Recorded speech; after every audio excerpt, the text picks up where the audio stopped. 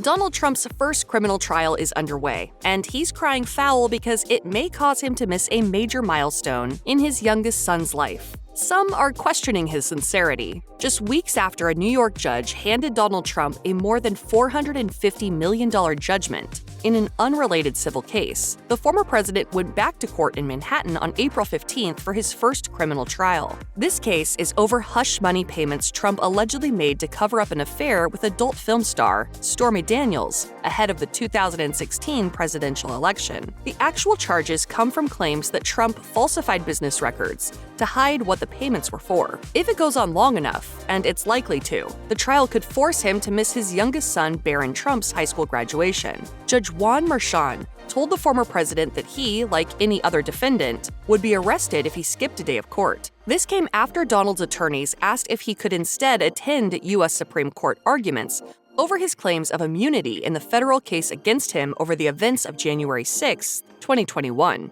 Barron's graduation may be a different situation, though. Business Insider quoted Judge Merchan as saying about Donald potentially missing a day of court for the commencement, "It really depends on if we are on time and where we are in the trial." Even with that possible wiggle room, Donald made a stink. As you know, my son is graduating from high school, and it looks like the judge will not let me go to the graduation of my son. Donald said Barron has worked very, very hard and has been looking forward to his big moment. Naturally, Donald's plight has garnered sympathy from his supporters. However, many social media users questioned whether his anger over the situation is genuine, an attempt to gain favor with the public, or another trial delay tactic.